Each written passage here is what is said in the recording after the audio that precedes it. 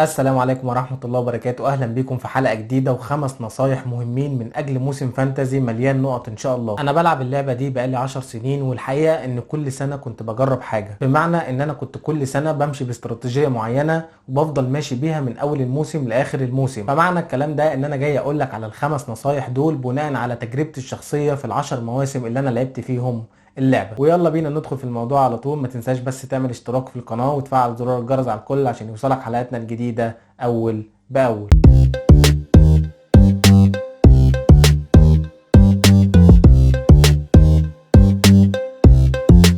النصيحة الأولى والمهمة جدا بالنسبة لي هي إنك ما تعملش تغييرات بالسالب. طيب ليه ما تعملش تغييرات بالسالب؟ خليني أقول لك بالراحة كده وتعالى ناخد مثال عملي مع بعض. فلنفترض إن أنت اشتريت مهاجم بسالب 4، والمهاجم اللي أنت اشتريته ده جاب جون وعمل أسيست وخد 3 نقط بونص. الجون ب4 والأسيست ب3 أدي 7 و3 نقط بونص أدي 10 نقط. تمام؟ شيل بقى من ال10 نقط دول الاربع نقط اللي انت شاري بيهم اللعيب بالسالب، فانت يطلع لك كام في الاخر؟ 6 نقط. وده في البيست كيس سيناريو، بمعنى ان اللاعب بتاعك جاب جون واسيست، اللاعب اللي انت اشتريته بالسالب جاب جون واسيست وخد 3 نقط بونص، واللاعب اللي انت بعته ما عملش حاجه. الست نقط اللي جولك من التغيير ده بقى هم دول اللي هيغيروا مركزك وترتيبك على العالم.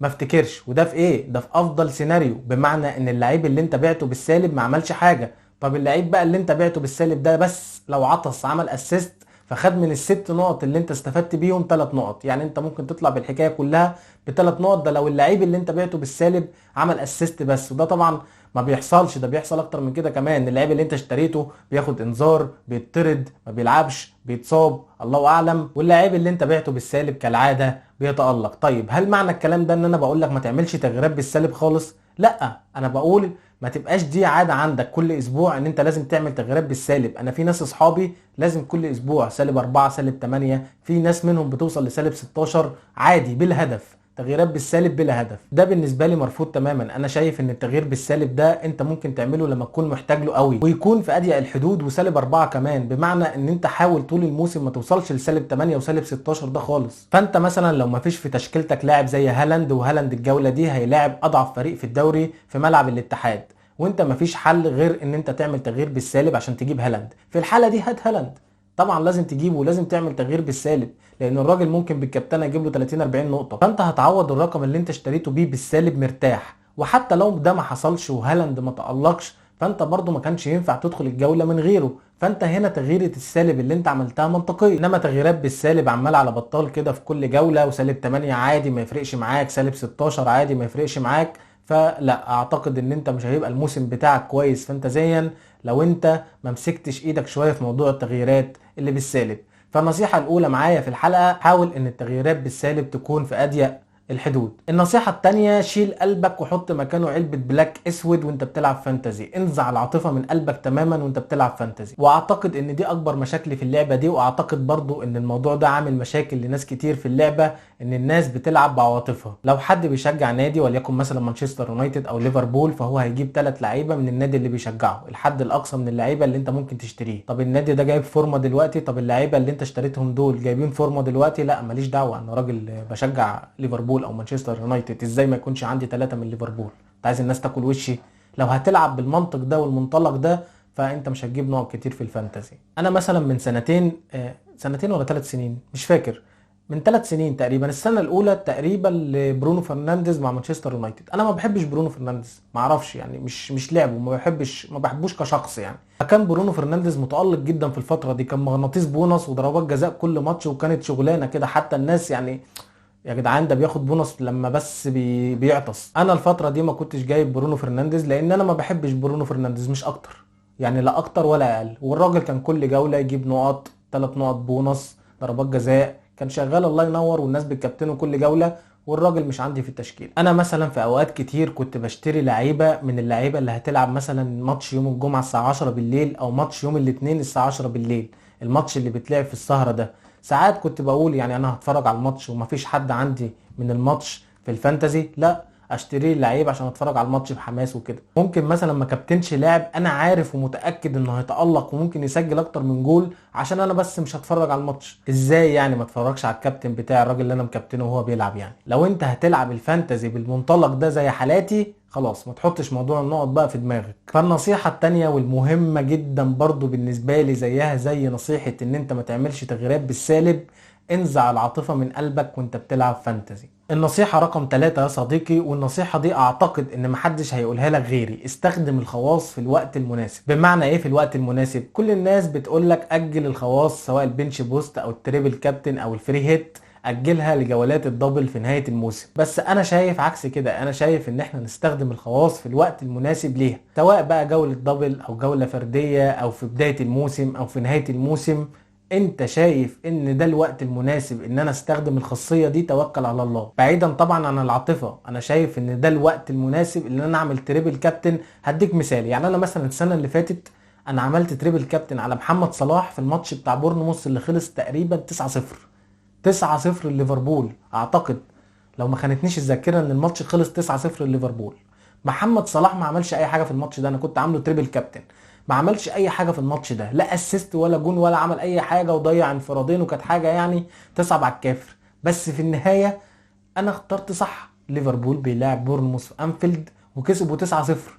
يعني كان وارد جدا محمد صلاح يجيب هاتريك، يجيب هاتريك واسيستين، يجيب جولين واسيست. في النهايه ده ما حصلش، وانا ما استفدتش حاجه بالتريبل كابتن اللي انا كنت عامله على صلاح في الجوله دي. بس في النهايه انا كنت شايف ان ده وقت مناسب ان انا اعمل الخاصيه دي. طيب انت لو سبت كل الخواص للاخر في جولات الدبل في مشكله؟ لا مفيش اي مشكله.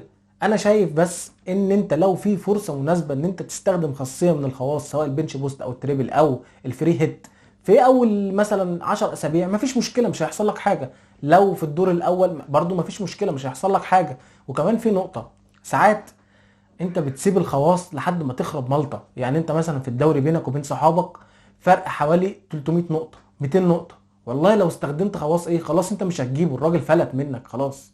فهتبقى الخاصيه في نهايه الموسم بتستخدمها كده عشان هنا خلاص هي فضلت معايا لاخر الموسم، بس في النهايه انا لو اتنططت انا مش مستفيد منها بحاجه. فاستخدم الخاصيه في الوقت اللي انت شايفه مناسب. مش شرط تستخدم الخاصيه في جوله دبل، مش شرط تستخدم الخاصيه في نهايه الموسم. لو خلصت كل خواصك في بدايه الموسم بس انت استفدت منها، فرقت مثلا عن صحابك 300 400 نقطه، ما انت استفدت من الخاصيه. كل الحكايه ان انت استفدت من الخاصيه في بدايه الموسم وما استفدتش بيها في نهايه الموسم بس. فده رايي في الموضوع. والنصيحه الثالثه، استخدم الخواص بتاعتك وفقا للتوقيت اللي انت نفسك شايفه مناسب. وطبعا انا بتكلم هنا ممكن على خاصيه التريبل كابتن بشكل خاص، انما البنش بوست ممكن تسيبها لجوله دبل ماشي، الفري هيت ممكن تسيبها لجوله دبل ماشي. النصيحه رقم 4 يا صديقي، ان انت ما تلعبش باكتر من اكونت. يعني انت ما تلعبش باكتر من تشكيله واحده في اللعبه، وده عشانك انت والله، لان اللعب باكتر من اكونت بيقتل المتعه.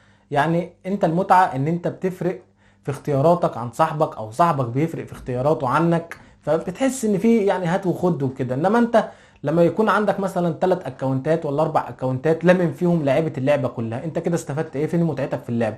عندك اكونت فيه صلاح وارنولد وهاري كين ومش عارف ايه، وعندك اكونت تاني فيه هالاند وراشفورد وروبرتسون، انت كده خلاص، انت كده كل اللعبه معاك في الاكونت ده وفي الاكونت ده. فانت خلاص انت اللعيب بتاعك ما جابش جول في الاكونت الاولاني، خلاص يبقى اللعيب بتاع الاكونت التاني جاب جول، فانت كده تمام مبسوط.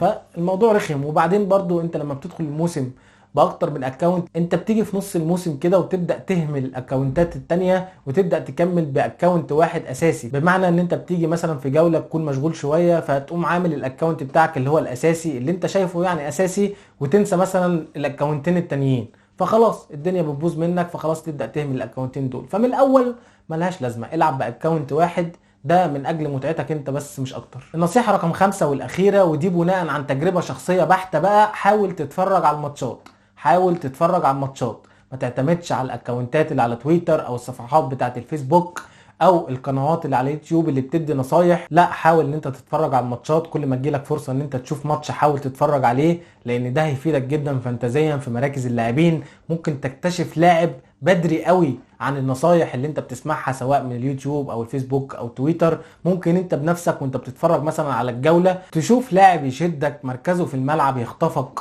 لعيب مثلا في مركز معين غير مركزه في الماتش ده، فانت ممكن تكون شاكك ان الماتش الجاي برضه هيلعب في المركز الجديد بتاعه. واللي بيقدم لك محتوى على اليوتيوب او على الفيسبوك مش شايف اللي انت شفته ده، فالموضوع ده هيفيدك جدا. انا زي ما بقول لك 10 سنين بلعب اللعبه، في اول 5 6 سنين كنت بتفرج على الماتشات بشكل دايم قبل ما انشغل طبعا ايام الجامعه وايام الفضا. لا الموضوع كان فارق معايا جدا، حتى مراكزي في السنين دي مختلفه تماما عن السنين اللي ما بقتش اتفرج فيها على الماتشات بشكل منتظم. فلو هنصحك نصيحه، وبنصح النصيحه دي كمان لصناع المحتوى اللي بيدي محتوى نصايح فانتزي على اليوتيوب، حرام ان انت تدي نصايح بناء على احصائيات المواقع، بناء على الاكونتات الاجنبيه على تويتر. لا حاول انت كمان كصانع محتوى ان انت تتفرج على الماتشات، لان ده هيفرق معاك جدا. فرجتك على الماتش هتديك الاسبقيه ان انت تنصح نصيحه فعلا بناء على اللي انت شايفه. وانا بصراحه هنا عمري ما عملت حلقه فانتزي بناء على احصائيات او بناء على مواقع، كله بناء على رؤيتي باللي انا شفته في الماتشات، سواء في المباشر او في الملخصات اللي انا بشوفها لما اكون عايز ادي نصيحة معينة لماتش معين او للاعب معين وماتش ما شفتوش. بشوف ملخص كبير كمان للماتش، مش ملخص صغير 5 دقايق او 6 دقايق، لا ممكن اللي هو الميني ماتش اللي فوق ال10 دقايق ده بتفرج عليه. وكمان بحس ان ده مش كافي، ببقى عايز اتفرج على الماتش كامل، بس طبعا الوقت ما بيسمحش. فالنصيحة الاخيرة اللي اقدر انصحها لك لو انت بتلعب فانتزي وعندك وقت ان انت تتفرج على الماتشات، حاول تتفرج على الماتشات، لان ده هيفرق معاك جدا في النقط بتاعتك. وبس كده، دول كانوا 5 نصايح بناء على تجربة شخصية من العبد لله في ال10 سنين اللي لعبنا فيهم اللعبة. ما تنسوش تعملوا اشتراك في القناة وتفعلوا زر الجرس على الكل عشان يوصلكم حلقاتنا الجديدة اول باول. ولو الحلقة عجبتك واستفدت منها اعمل لها لايك، لان اللايك بيساعد على نشر المحتوى. لو ما عجبتكش ما تعملش. ونشوفكم الحلقة الجاية ان شاء الله، والسلام عليكم ورحمة الله وبركاته.